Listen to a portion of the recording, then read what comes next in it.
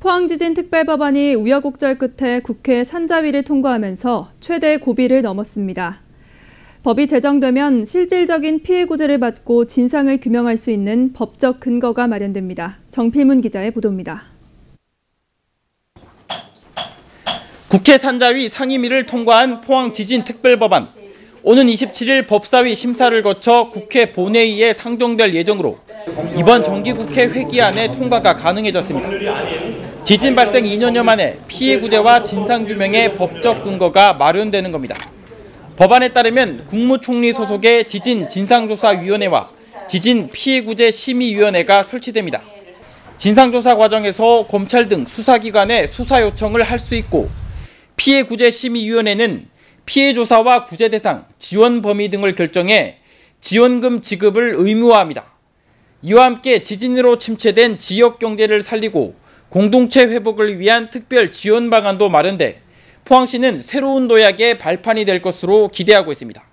실질적인 피해 구제의 길이 열린다는 점에서 오늘 산자위 의견은 큰 의미가 있다고 생각합니다. 앞으로 부족한 부분에 대해서는 법에서 규정하고 있는 진상규명위원회 또 피해구제심의위원회를 통해서 우리 주민들의 의견을 충분히 개진을 하고 다만 피해 복구에 있어 당초 포항 지역사회와 정치권이 강력하게 요구했던 배상이나 보상 차원이 아닌 지원 수준으로 결정된 건 다소 아쉬운 대목입니다. 그러나 실질적인 피해 구제 지원금 지급 의무가 명시된 만큼 어느 정도의 회복은 가능할 것으로 판단됩니다.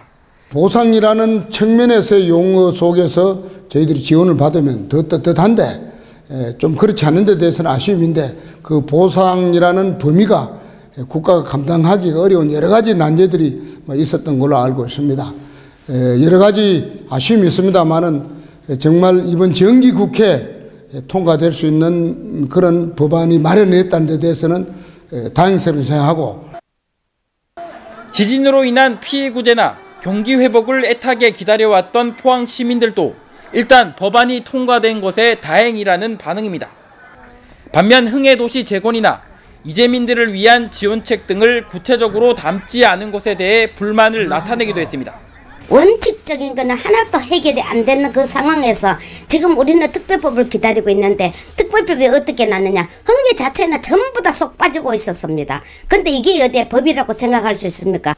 지진특별법안이 국회를 최종 통과할 경우 피해구제 인정 절차는 법이 공포된 8개월 후에 개시될 예정으로 내년 하반기부터 피해구제가 시행될 전망입니다. 이런 가운데 앞으로 피해 지원 대상과 범위를 정하고 지원금 수준을 결정하는 후속 조치들이 관건이 될 전망입니다. HCN 뉴스 정필문입니다.